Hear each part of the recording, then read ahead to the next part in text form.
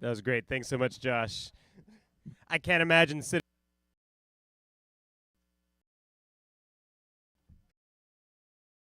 that was for a whole month and then just being like, yeah, now I'm going to go play saxophone in front of lots of people. Sounds like a great experience. I'd like to try. Could be your future as well. Just do it. Exactly. Okay, so now we're going to do something slightly different. It's going to be a little bit more participatory. We're going to have a movement stretch break led by Hope Gillerman. So I'm going to bring this mic down. Hope, you want to come up? And we're going to move the mic. You can stand up. You can do it just where you are, but she's going to demonstrate, and we will follow along.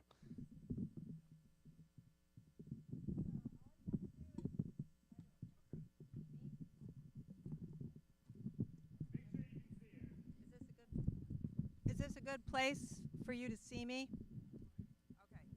So if you want to follow along, I'm going to demo.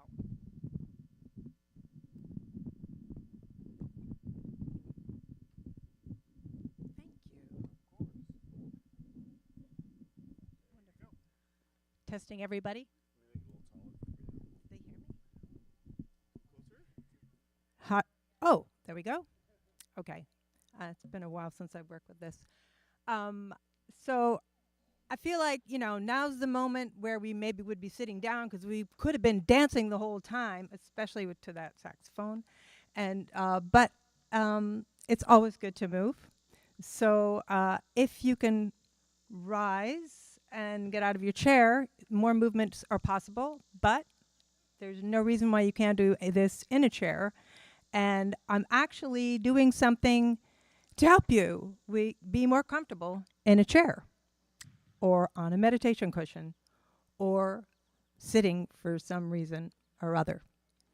And I'm an Alexander Technique teacher. Ava worked with me and invited me here, which I'm very thankful for, Ava.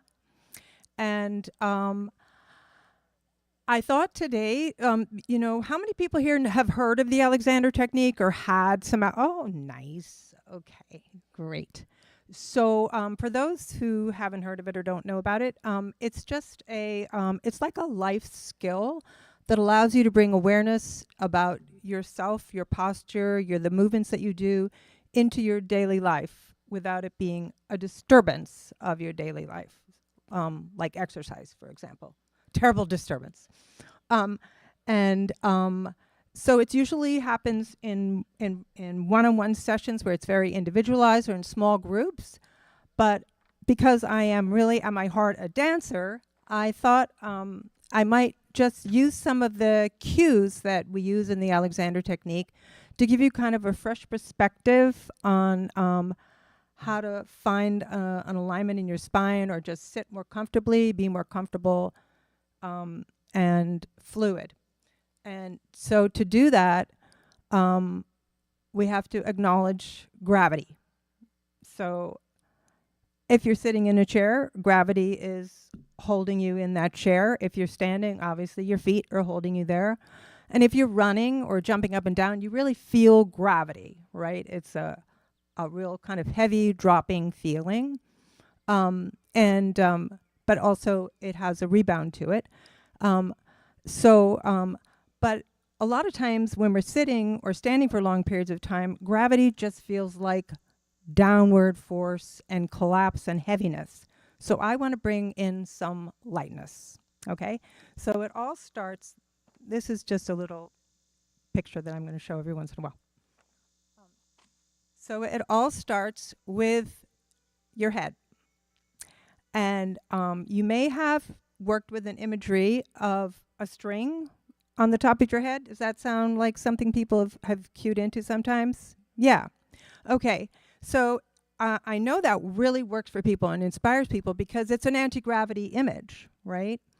But sometimes it can get you into trouble if it causes you to either stiffen your neck or pull your jaw back. And the basic principle of feeling comfortable in your body and feeling the lightness that we're going after is just that you need to unlock. So you don't want to lock your neck. You don't want to lock your back. You don't want posture to feel like a locked place, right? Okay, so all you got to do is get some lightness in the head. So everybody, let's warm those up. Your fingers and your hands are going to tell you more about your body, okay? So put your fingertips behind your earlobes. Oh, wait a minute. Let's take a second and just shake up some effervescence. If we imagine we're kombucha in a bottle, we're going to just shake everything up, okay? And that's something that's going to get those little micro movements going in the body, the breath, the blood, the lymph, the breathing, the eye movements, all the little things, and the muscles are also doing little micro movements because they're doing like teamwork, and everybody's taking turns, and it's a lot of movement that happens when we're still, okay? So anytime you feel like you need to just shake it up, move, walk, stamp, whatever, do it. Okay, so let's go back to the fingertips. Underneath, in the back of the earlobes, there's a little indent there. And then a little bit back behind there's a bump. It's like a knob.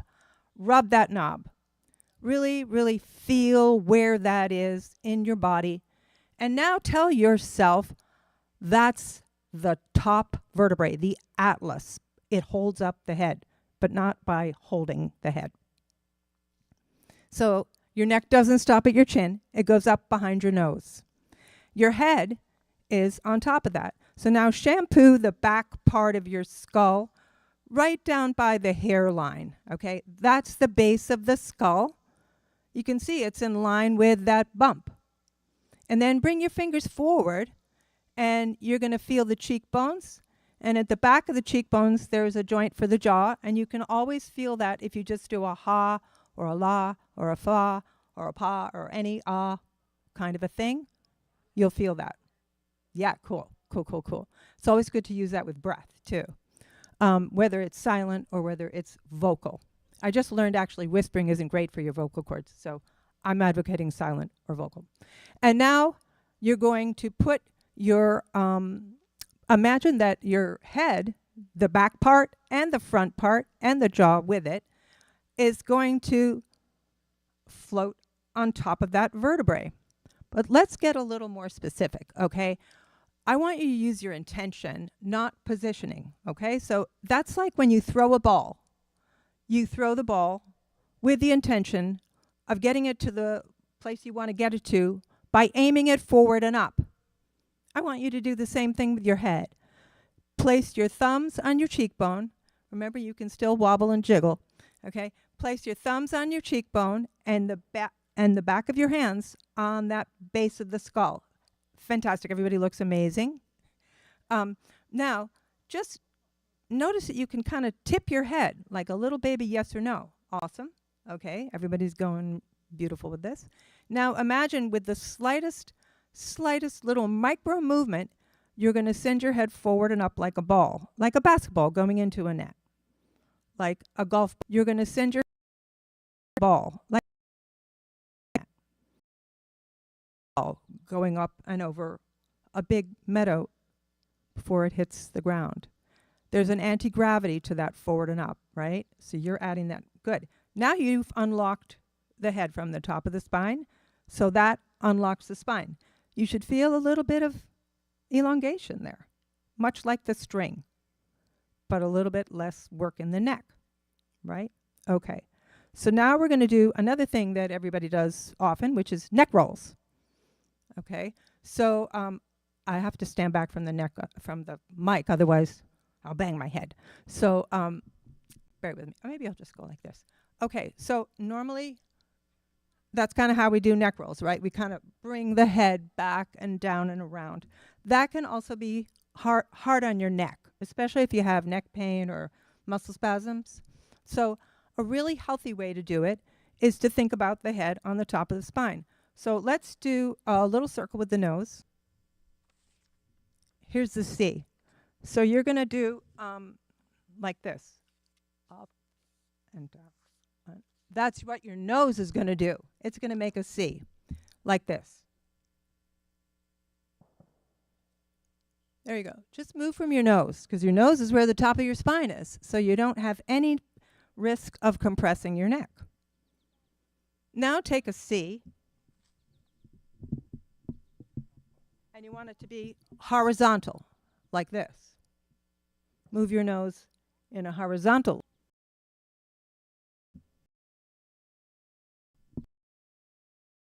Be this. Nose. This is really good if you're about to go on a long drive. You want to make your neck really loose because you got to move your head around so much when you're driving. Now you're going to put your nose down to your armpit. Aim it. You don't actually put it in your armpit, but just aim it towards the armpit. You might feel a little stretch on the top of the shoulder there. Go to the other way. Good. And now you're going to make a circle that eliminates the dropping of the head back. So you're going to go around like that. So you're going to make a circle with your nose. And you can go the other way. Okay, that loosens your neck. So a lot of times when you're doing the neck roll, what you're really trying to do is relax the shoulders. So let's relax the shoulders. Anyway, anytime you feel like you need to get some more mobility in your neck, those are really good ways to do it and gentle ways to do it. Okay, so now you're going to do, take your finger, now make your hand into a C, and you're going to use your fingers like a rake. Put your right hand on your left shoulder, and the top of your shoulder is actually a C shape. So you're going to drag that rake over the top of the shoulder. Feel the muscles there? Are they happy getting this little rub down? Are they happy normally? So maybe they need more rub downs. Okay? And you can poke around anywhere you want. But this nice movement, as opposed to just dig, dig, dig, dig, which can inflame the muscle, this movement just, it's like strumming a guitar. It's a way to release muscle tension. And the other side.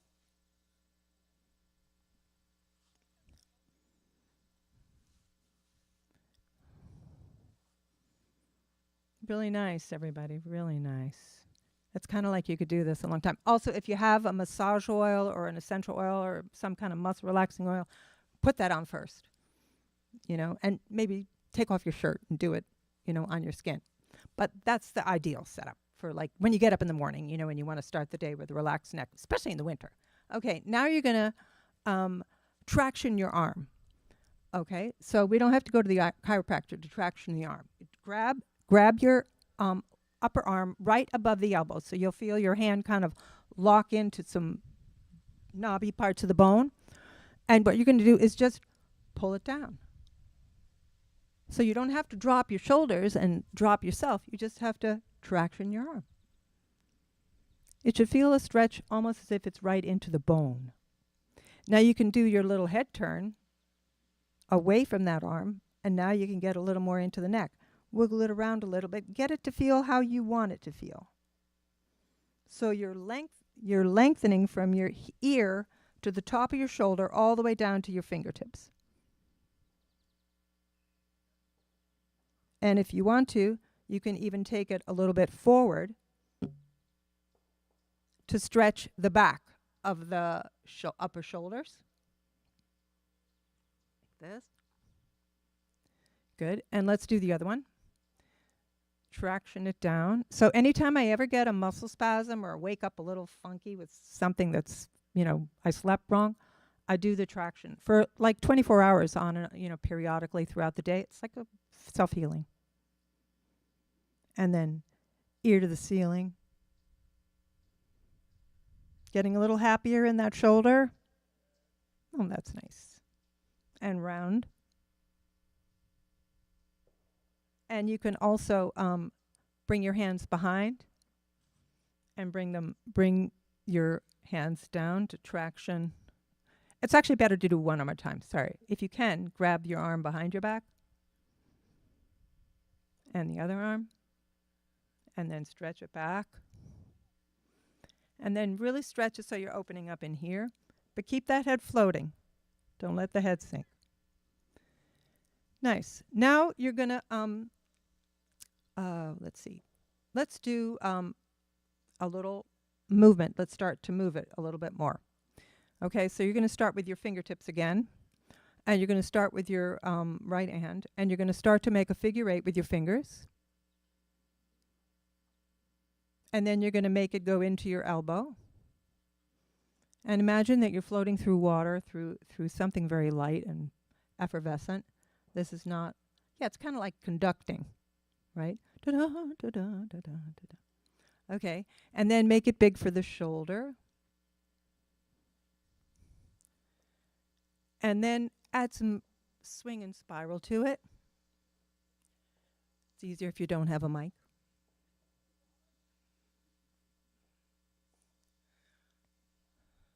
And then go back to the shoulder. And then go back to the elbow. And then go back to the wrist and the fingers. And there you go. You shake it out. Now, track any difference you feel between the left arm and the right arm and the left arm. The quality, of that sensation. And let's just equal ourselves out. Let's balance ourselves out.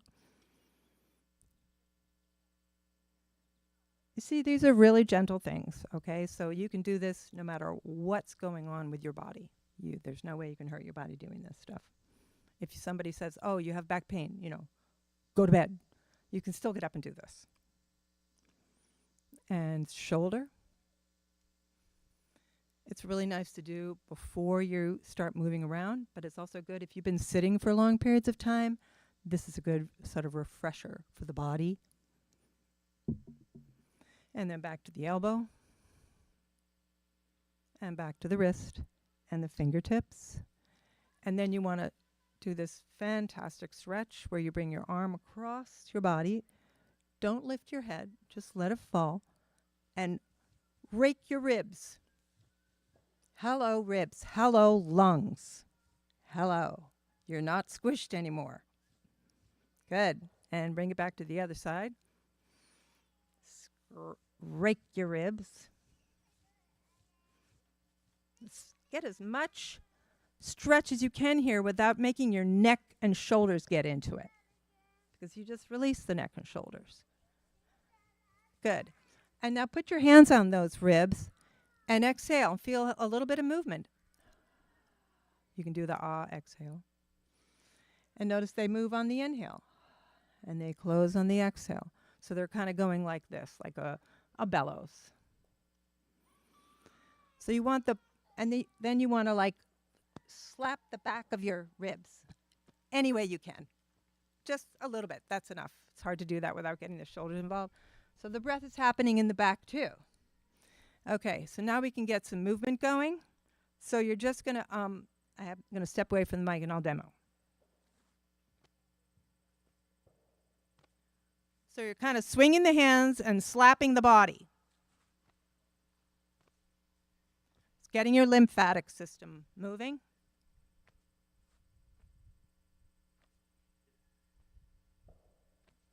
Remember, the shoulders are not motivating this movement. It's the fingers that are motivating this movement. The head is floating. Now let's do another lymphatic. Stimulator. This is really, really good for your body. It's good for your effervescence. And it moves the lymphatic system. It gets the fluids moving around. That's part of the heaviness, is that the fluids get stuck, like when you're on a plane.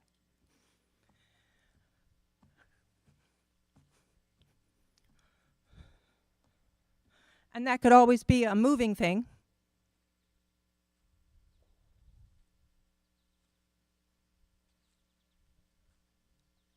Can.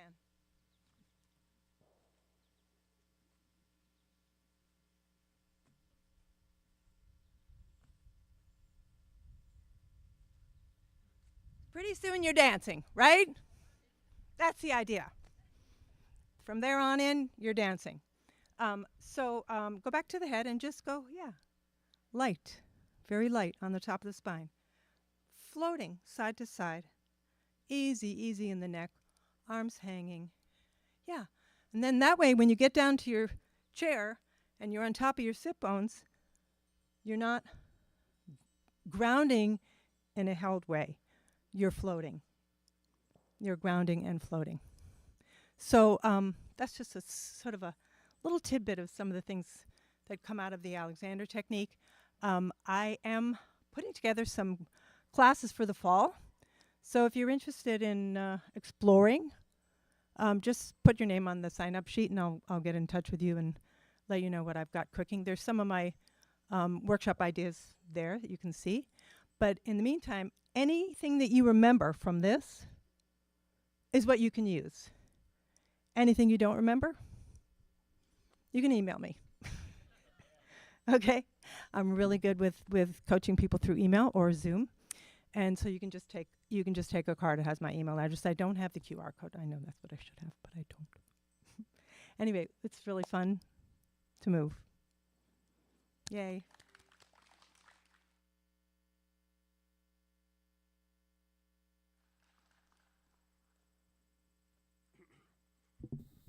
Thank you so much, Hope. It's always great to move. We can even bring that a little bit into tonight, into our conscious dance.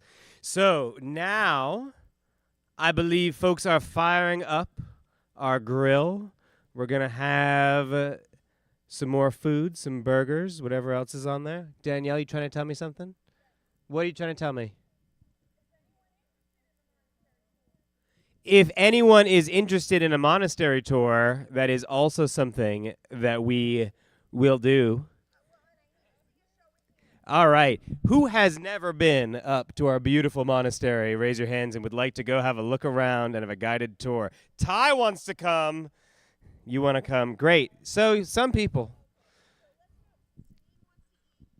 All right. Sunim is going to eat, and then we will meet down here at 4:10, 4:15. Just if you see Sunim down here, you want to come up. It's a wonderful opportunity. You know, like a lot of us have been up there, but maybe don't know the history of everything in that building. It's a great opportunity just to also get to hang out with Sunim. It's a priceless experience anytime. So we're going to eat. I'm going to bring you guys back here in, I guess, about an hour or so, and then we're going to pick up with some more music before our ceremonial burn and conscious dance tonight. Thank you guys so much. Have a good dinner.